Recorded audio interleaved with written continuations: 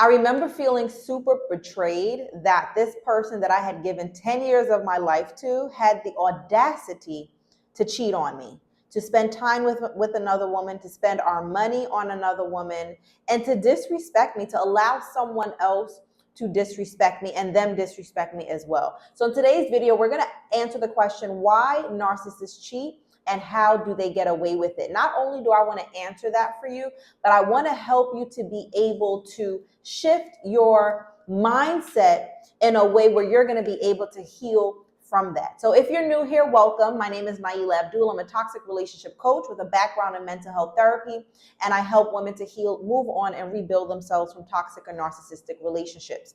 So before I get into some of the information here for you, and get your pen and paper if you're really in this space and you want to learn how to move on from cheating and feeling betrayed and feeling like how could they get away with this, I want you to keep in mind that not all narcissists cheat. Okay. However, just because they didn't cheat doesn't mean they don't have narcissistic or toxic traits. So I just want to put that out there, because what I realize is a lot of people are getting caught up in creating this box of what a narcissist is. Keep in mind, a narcissist is not a new term. It's an old term. It's actually coming from the DSM, which is a diagnostic statistical manual for mental health professionals, where we diagnose people with a mental health disorder. This is a personality disorder, okay? However, so there are some common traits, yes, that people have to meet that criteria in order to get diagnosed with that. Most of the time when we are calling people narcissistic, it's not because they've actually been diagnosed with that diagnosis, that personality disorder, but there are traits in their personality that you see coincides with the criteria of what a narcissistic person is. However, they still come in different shapes and forms, right? So there are going to be some similarities you see in them, and there are going to be some completely opposites that you see in them. So my point in giving that disclaimer is that you don't get too caught up. And I see a lot of people saying, well, do narcissists cheat? What do narcissists say when this happens? What do narcissists like? They're not robots. They're not all exactly the same. Okay. So not all narcissists cheat, but just because someone didn't cheat doesn't mean they're not a narcissist. And just because someone cheated doesn't mean that they're a narcissist, right? But here we are talking about someone that you have identified to be have narcissistic traits or be narcissistic, and you're asking, why do they get away with it? So the first point I want you to understand is that they know. Why do they cheat? They know that there is a possibility they may lose you. You see, a lot of times people question, do they know who they are? Do they know that they're narcissistic? Do they know what they're doing? And some of them may not have the language, right? The vocabulary to identify themselves as, yes, I am a narcissist, but they do know what they're doing. They understand the manipulative behavior that they have. They understand that they are exploiting people for their kindness. They're taking advantage of people. They love to trigger people. They love to hurt people. They don't have any empathy, any real empathy, any feelings. They cannot relate to other people's emotions. They can pretend to very well, but genuinely they cannot. So they know that about themselves, right? Even if they can't articulate it. Now, because they know that about themselves, they know eventually people are going to catch on and they're going to leave.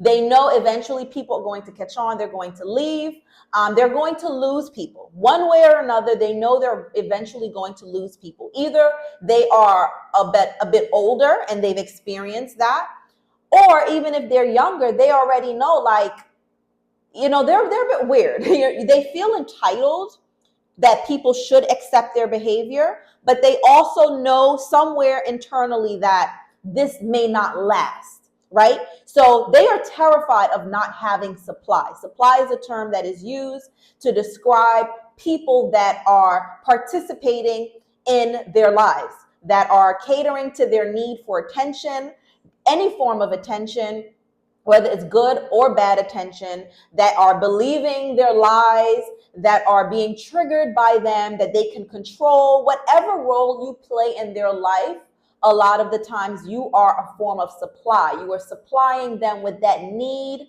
to function in the way that they function, right? So they are terrified that they're going to lose you. They're terrified that they're not going to have supply anymore. So they need to have backups. They need to have people as a backup because they know eventually that you might leave and I need backup. I don't want to be left alone. I don't want to be embarrassed to be left alone. And they feel very empty. And it's not like normal people where they're afraid of being alone because they don't want to feel loneliness. They don't want to be alone because they need someone to control, someone to manipulate, someone to entertain them. You know, their need for people is different than a normal healthy person that's not narcissistic, right? So either way, they are terrified. I remember in my 10-year relationship, so besides being a mental health professional, a toxic relationship coach, I also was in a narcissistic relationship. 2 years of that year was 2 years of those 10 years were marriage. And I remember there were certain friends that he held on to. And because I was so young and trying to be flexible and cool, you know, there were friends that he had that he would, you know, stay in regular contact with. They might show up to some events. And at that time in my young, naive years, I thought that it was normal. You know, I was trying to be flexible and understanding. And it wasn't until the relationship ended, you know, that I started to reflect on certain conversations that we had and certain things that I heard him say. And I realized he was terrified of not having a backup. Right. And this is something I've seen in other relationships as well. I also remember him saying things like he wouldn't want me to take a certain job. I remember I was saying at one phase of my life that I would like to go back to one of my old universities where I got my first degree to give back, you know, to the younger generation, and maybe be some type of a guidance counselor there. And he was making comments implying that, no, you would run off with a student or you would run off with a professor. And I'm like, you know, as for me, I'm like, you're kidding. Like, I'm your wife. Like, why would you think, like, have I ever given you a reason to think that I would do something like that? But again, once I got out of the fog, the relationship, and I was able to really reflect on the things that, you know, he was saying, I was like, oh, you were so terrified of me leaving you because you knew the monster that you were. Even if I didn't realize who you were, you know who you are. And you know at some point, I might catch on and I might leave. So they are terrified. They know who they are. They know what they're doing.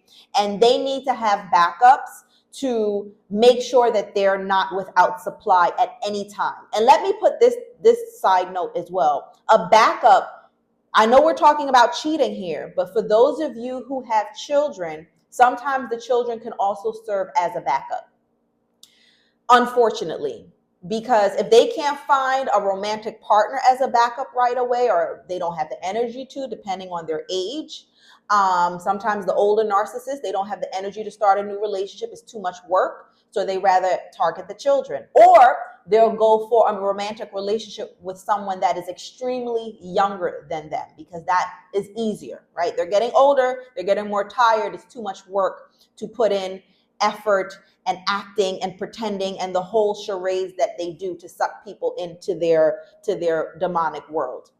Okay, so a backup could be either or, but that is one of the reasons that they cheat, is to make sure that they have backups. Another point I want you to consider, point number 2, is all people get away. If you're talking about why do narcissists get away with cheating, all people get away with cheating and not just narcissists. My point in bringing that to your attention is, again, I don't want you to get hyper focused on narcissists do this, narcissists do that, right? What I teach with my clients, yes, we talk about narcissism for you to understand it, but really it's about understanding healthy versus unhealthy people, right? And even if you don't identify them as narcissists, unhealthy people do cheat. Right? Because you are lying. You're committing yourself to a relationship. You're saying, I want to be, you know, faithful and what's the word? I forgot the word. The word, not polygamous. I'm drawing a blank, but you know what I mean. People that you stick with one person. The board is going to come to me after this video. Y'all put it in the comments. Help me out. Right. So someone is committing to that and then they do the opposite. Right. And a lot of times these people, narcissistic people, they know they have no intentions on staying committed. And quite frankly, a lot of them are never fully committed. They always have someone on the side as backup, second life a lot of times, even in the very beginning of their relationship with you. Okay, but I do want you to understand that cheating is just something that happens amongst all unhealthy people. Even if it's, they might be healthy in other areas, but unhealthy in this area. Okay, so I just don't want you to get super fixated on, this era that we're in where everybody's like, yeah, narcissist this, narcissist that.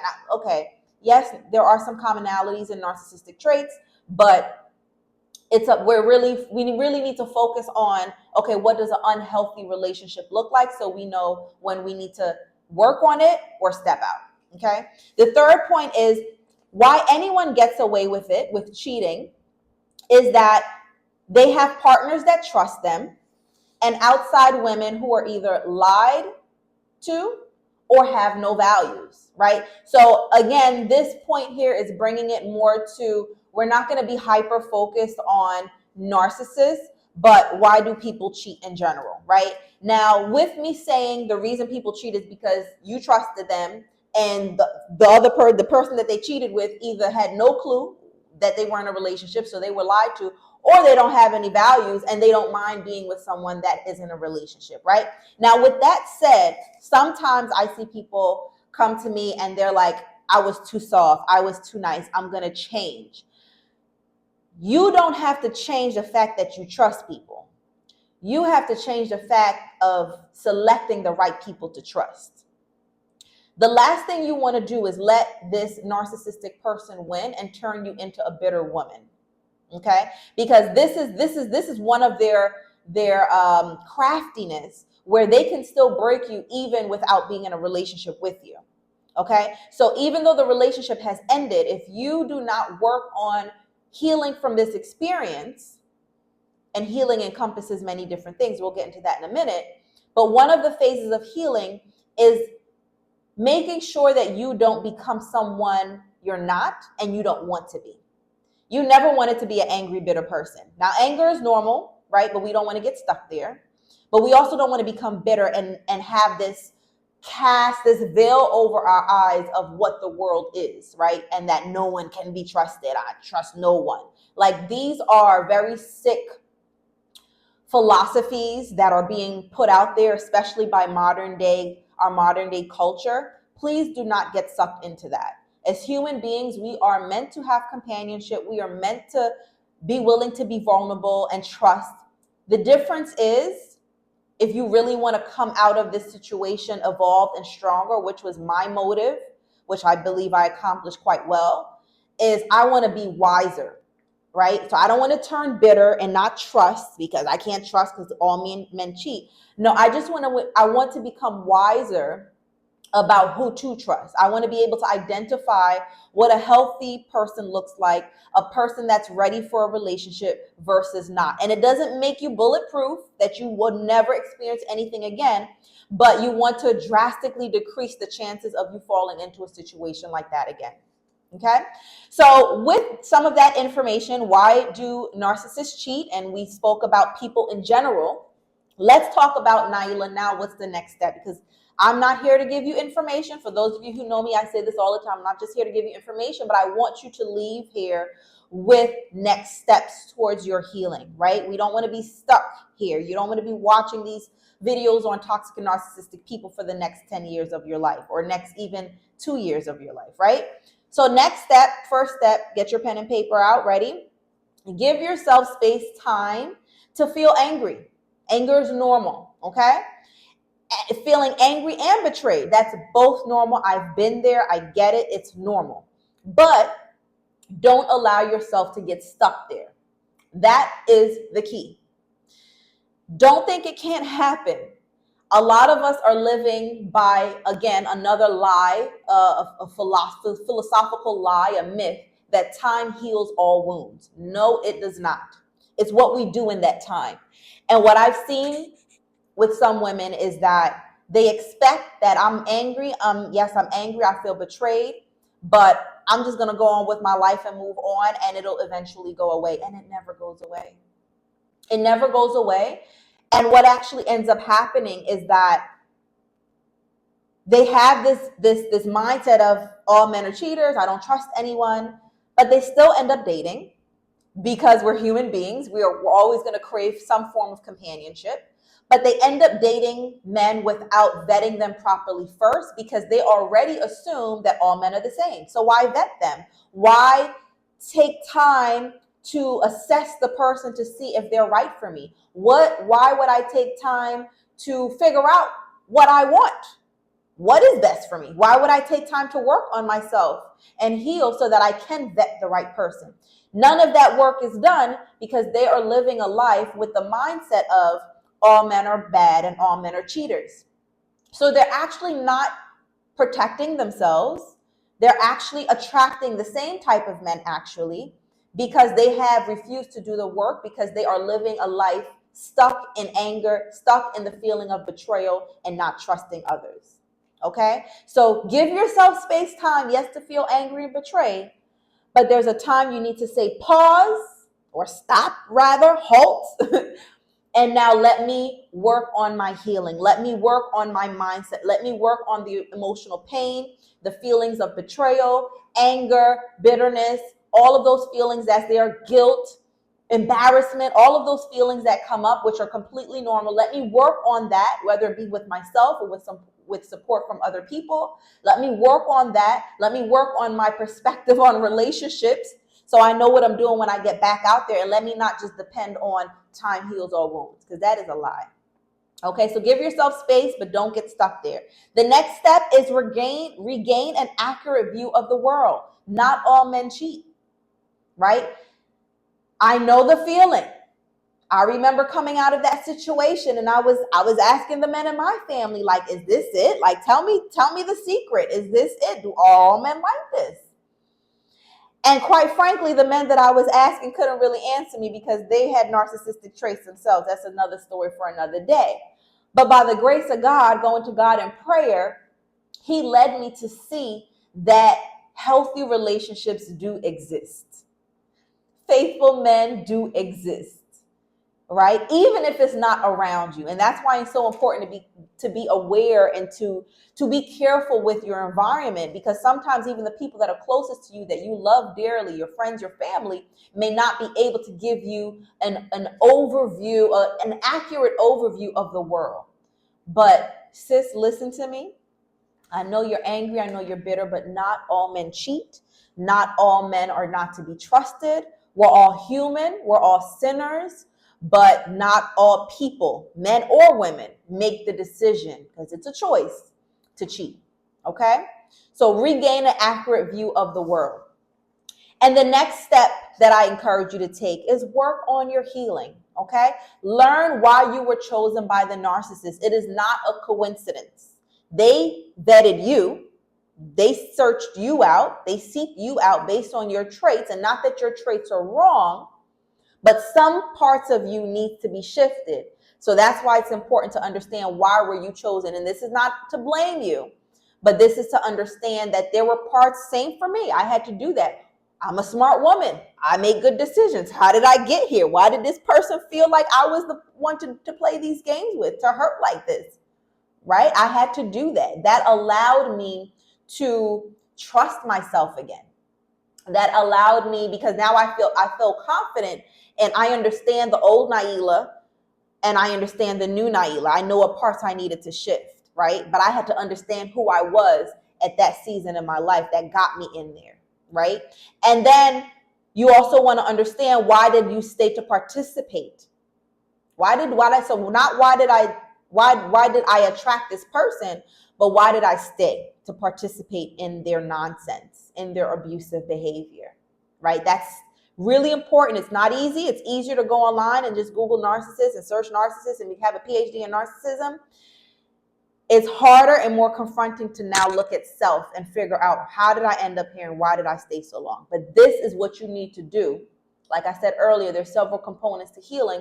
This is what you need to do if you really want to heal, because healing involves evolving, right? And becoming a wiser woman, okay? And all of this, as I said before, will then allow you to trust yourself because now you understand self, you understand the old self, you understand the new self, and it will allow you to trust the world again. We're not meant to live in this world bitter and angry and not trusting and be on guard all the time. And I know the experiences that we have been through can make us feel like that, but it is so important to work on those parts of us, right? And that feeling of not trusting the world can come from different experiences. Today we're here talking about, narcissists who cheated on you.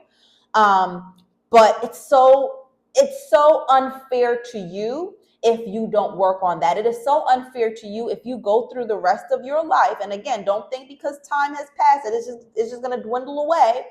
No, it's going to linger. And let me tell you another secret. Even when you do work on your healing, it'll still creep up on you, but because you have gotten to a certain phase in your healing, you're able to recognize it and you're able to check it. You're able to counteract those thoughts that you're having, right? But that comes from awareness. Sorry, my eye is itching. Hold on a minute. And when you have on mascara, you can't rub. Okay. All right. What was I saying? Yes, when you come to a certain phase in your healing, you are then able to recognize it. And even if you don't recognize it and someone else recognizing, like, okay, you're being a little bit, weird, you're being a little bit, untrusting, like what's going on, you're able to then reflect and bring yourself back, right? Because healing doesn't mean that this stuff in the past never existed and you're just cleaning the board, right? And you're switching off your memory.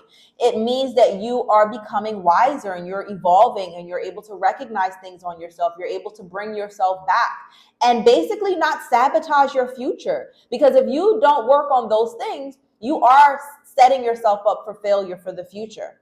You think you're protecting yourself by becoming hard and bitter and staying that way, but you're actually setting yourself up for failure, because I see where women are, like I said, they're still getting in relationships because you still crave companionship, but you're just going from one guy to the next, to the next, to the next, because you really have not healed from the brokenness that you experience.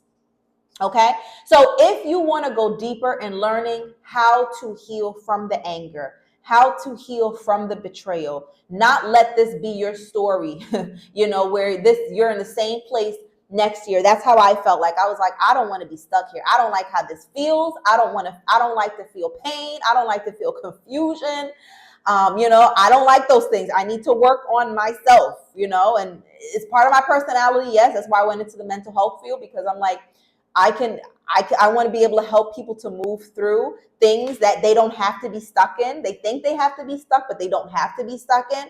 And I do the same for myself, So if that's something you want to go deeper into, go ahead and click the links below. I have, I think a great place to start is my course called the Relationship Detox. And you also have the opportunity to work with me in addition to the course. But the reason I love the course is because it gives you a lifetime access to this material that you can listen to over and over, the workbooks that you can use over and over. You can apply it to your life. And I'm sure you've all read books. If you've read a book, you know how when you read a book one year, the next year you go back, if you reread that book, it's going to look different for you. It's going to apply differently to your life. So that is why I think the course is always a great place to start. But there are other ways that you can work with me. So just click the link in the description box below, or you can go to the relationshipdetox.co. That's the relationshipdetox.co. And at the time of this recording, we are in December right now. And as a holiday gift to you, I am giving away actually free group coaching. There are limited seats, so get in while you can. But free group coaching inside of my group called Stronger in 30. And that is where I am also offering some classes. Some of them are actually coming from the course, The Relationship Detox. So you'll be able to get a taste of what that's like. And then also coaching inside of the group. So for that, you can go to Stronger in 30. 30 is 30. So StrongerIn30.com to get access to that. That's going to be open until December 30th. All right. I hope that was helpful for you. You have a blessed day or night, depending on when you're watching this, and I will see you in the next video.